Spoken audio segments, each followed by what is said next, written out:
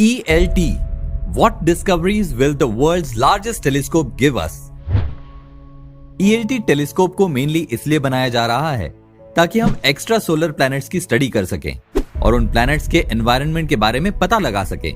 Solar system कैसे उत्पन्न हुआ, डार्क एनर्जी और गैलेक्सी फॉर्मेशन कैसे होता है, इस तरह की चीजें जानने के लिए बहुत जरूरी है कि हम पृथ्वी के अलावा सोलर सिस्टम में मौजूद अन्य प्लैनेट्स को भी समझें और उनके वातावरण को भी जानने की कोशिश करें। और इसीलिए बनाया जा रहा है ELT, जिसका फुल फॉर्म है एक्सट्रीमली लार्ज टेलीस्कोप। हालांकि अभी ये टेलीस्कोप अंडर कंस्ट्रक्शन है और यूरोपियन सदर्न ऑब्जर्वेटरी के अनुसार अगर आगे कोविड-19 जैसी किसी स्थिति की वजह से इसे बनाने का काम रुका नहीं और लगातार होता रहा तो ये टेलीस्कोप 2027 तक बनकर तैयार हो जाएगा। आज के इस वीडियो में हम आपको बताएंगे कि इस टेलीस्कोप के बन जाने के बाद हम क्या क्या डिस्कवर कर पाएंगे और ये टेलीस्कोप ऐसे कौन से रहस्यों को खोलेगा जिनसे हम अभी तक अनजान हैं। जैसा कि आपको इसके नाम से ही क्लियर हो गया होगा कि इसका साइज तो बहुत ही बड़ा होने वाला है। फिलहाल आज की तारीख में सबसे बड़ा टेलीस्कोप वेरी लार्ज टेलीस्कोप है जो चिली के एटाकाना डेजर्ट में पैरेनल ऑब्जर्वेटरी में है। ELT को अमेज़न्स में बनाया जा रहा है क्योंकि इस जगह पर साल में लगभग 300 दिन आसमान साफ ही रहता है, इसलिए ये जगह एस्ट्रोनॉमिकल ऑब्जर्वेशंस के लिए पृथ्वी की बेस्ट प्लेस है। वैसे तो जिस जगह ELT को बनाया जा रहा है वो काफी बेहतरीन है, ना ही वहाँ बहुत ज्यादा ह्यूमिडिटी होती है और ना ही ज्यादा बारिश, इसलिए सोलर ऑब्जर्वेशंस में पार्टिकल्स का डिस्टर्बेंस काफी कम होता है। लेकिन फिर भी क्योंकि ये हिस्सा भी है तो अर्थ में ही, इसलिए एटमॉस्फेरिक टर्बुलेंस तो यहाँ भी होता ही है। एटमॉस्फेरिक टर्बुलेंस को आप इस तरह समझ सकते हैं कि जब भी आप टेलीस्कोप से किसी चीज को देखेंगे तो टेलीस्कोप और उस ऑब्जेक्ट के बीच में कुछ एयर भी होगी और जब एयर के पार्टिकल्स उस ऑब्जेक्ट की इमेज पर ओवरलैप करते हैं तो इंटरफेरेंस प्रोड्यूस होता है और टेलीस्कोप में ऑब्जेक्ट की इमेज क्लियर नहीं बनती। अब एटमॉस्फेरिक टर्बुलेंस तो हर जगह ही होता है और इसे अवॉइड करने का सबसे अच्छा तरीका है कि अर्थ के एटमॉस्फेयर के बाहर टेलीस्कोप को रखा जाए, क्योंकि अंतरिक्ष में ना तो किसी तरह की गैसेस होती हैं, इसलिए वहाँ किसी तरह का एटमॉस्फेरिक टर्बुलेंस भी नहीं प्रोड्यूस होता। और यही वजह है हबल और केपलर जैसे टेलीस्कोप को स्पेस में प्लेस किया गया है।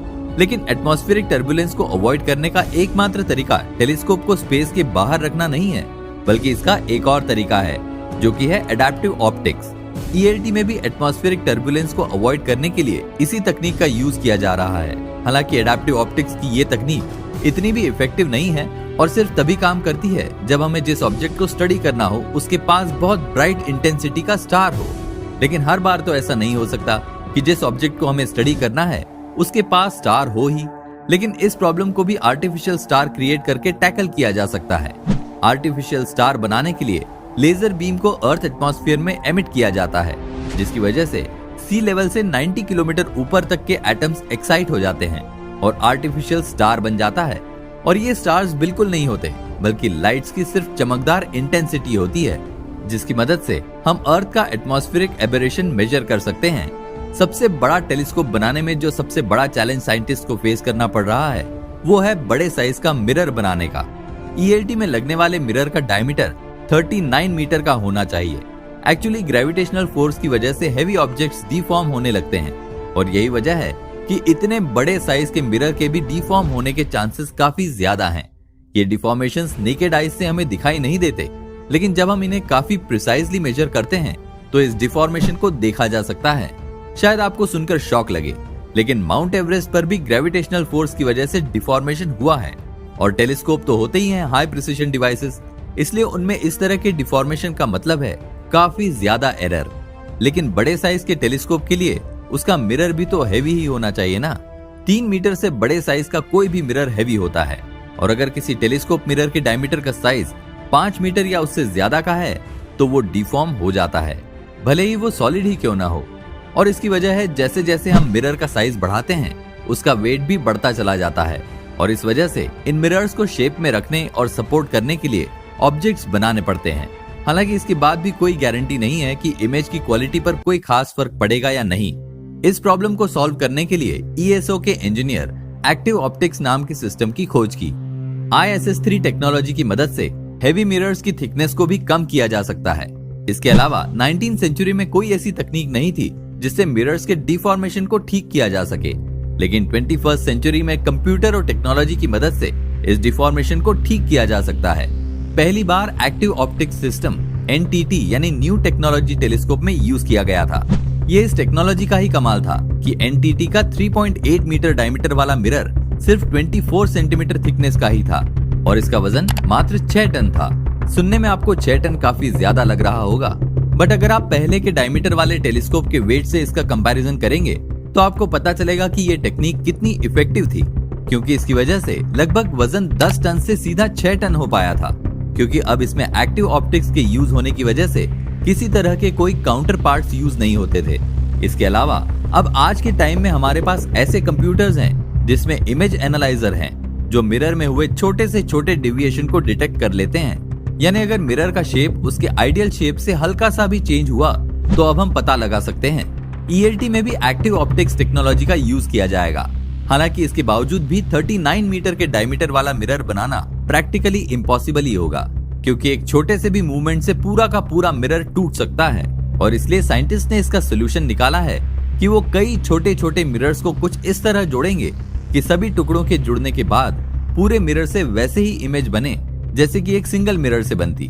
ELT में इस तरह के 798 इंडिविजुअल सेगमेंट्स होंगे और जब ये 798 सेगमेंट्स एक साथ जुड़ेंगे तो ये कुछ वैसी ही इमेज बनाएंगे जैसी एक सिंगल मिरर से बनती।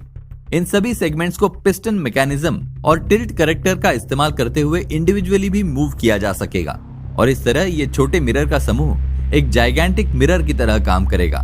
ELT को बनाने वाले साइंटिस्ट का कहना है कि ये विजिबल और नियर इंफ्रारेड के स्पेक्ट्रम को देखने में सक्षम होगा और इसकी फ्रीक्वेंसी उतनी ही होगी जितना कि जेम्स वेब टेलीस्कोप की होती है। ऐसे में इन दोनों ही टेलीस्कोप में कंपैरिजन वाली स्थितियां भी होगी कि कौन सा टेलीस्कोप यूनिवर्स की बेटर इमेजेस कैप्चर करने में सक्षम है। लेकिन इस कंपैरिजन के अलावा इन दोनों टेलीस्कोप के इस्तेमाल से यूनिवर्स के बारे में ज्यादा और बेहतर जानकारी इकट्ठी होने की भी संभावना बन जाती है। जैसे कि एग्जाम्पल के तौर पर कंसीडर कीजिए कि अगर किसी एक टेलीस्कोप से स्पेस में किसी रहस्यमय चीज को देखा तो दूसरे टेलीस्कोप का इस्तेमाल भी उसी ऑब्जेक्ट को ऑब्जर्व करने और उसके बारे में जानकारी जुटाने में किया जा सकता है और इससे शायद हम बेहतर कंक्लूजन में पहुंचेंगे।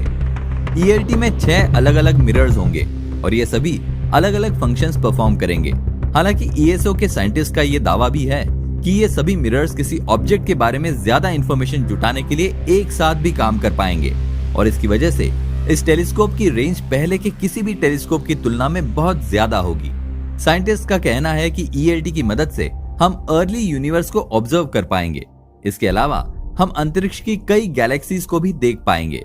स्पेस में काफी दूर स्थित स्टार्स को देखने में भी ये टेलीस्कोप हमारी मदद करेगा। इसके अलावा सबसे कमाल की चीज है कि हम ELT की मदद से दूसरे स्टार्स के चक्कर लगा रहे प्लैनेट्स को भी ऑब्जर्व कर पाएंगे। अब सोचिए, ऐसे में दूसरे सोलर सिस्टम्स के प्लैनेट्स को समझना आज की तुलना में कितना इजी हो जाएगा ना।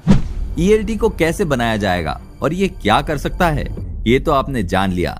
अब आपको बताते हैं कि ELT के प्रयोग से वैज्ञानिक किन डिस्कवरीज की खोज की उम्मीद कर रहे हैं। ELT की मदद से हम दूसरे सोलर सिस्टम के ऐसे प्लैनेट्स के बारे में पता लगा पाएंगे जिनकी कंडीशन वैसी ही है जैसे हमारे सोलर सिस्टम में अर्थ की है और इससे शायद हम उन प्लैनेट्स का पता लगा पाएंगे जहां लाइफ एग्जिस्ट करती होगी। और आप खुद ही अंदाजा लगा सकते हैं कि अगर हमने इस तरह का कोई प्लैनेट ढूंढ लिया तो ये कितनी बड़ी डिस्कवरी होगी। इसके अलावा इसकी मदद से हम डार्क मैटर और डार्क एनर्जी के बारे में भी जानकारी इकट्ठी कर पाएंगे। इसके अलावा ELT स्मॉल ब्लैक होल्स की स्टडी में भी हेल्पफुल होगा। इनफैक्ट ELT की हेल्प में हम गैलेक्सीज के बिहेवियर और एवोल्यूशन को समझ पाएंगे। यहाँ तक कि फर्स्ट गैलेक्सी कैसे बनी थी इसे समझना भी ELT की हेल्प से पॉसिबल हो सकेगा। इसके अलावा ELT की हेल्प से हम एस्ट्रॉइड्स, कॉमेट्स और छोटे छोटे ऑब्जेक्ट्स को स्टडी कर पाएंगे और हो सकता है कि हम पॉसिबल 9th प्लैनेट के बारे में भी पता लगा पाएं। और अब आप समझ पा रहे होंगे कि यूनिवर्स को समझने के लिए ELT कितना हेल्पफुल होने वाला है।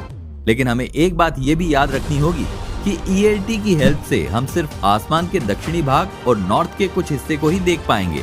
इसलिए जरूरी है कि नदर्न हेमिस्फीयर के टेलीस्कोप में भी इस तरह की टेक्नोलॉजीज को यूज किया जाए जिससे हम पूरे यूनिवर्स को ऑब्जर्व कर पाएं। हमारी ये जानकारी आपको कैसी लगी? अपना जवाब हमें कमेंट करके बताइए। ऐसी ही अन्य इंटरेस्टिंग जानकारी के लिए हमारे चैनल को सब्सक्राइब करना ना भूलें। तो मिलते हैं अगले वीडियो में, तब तक के लिए धन्यवाद।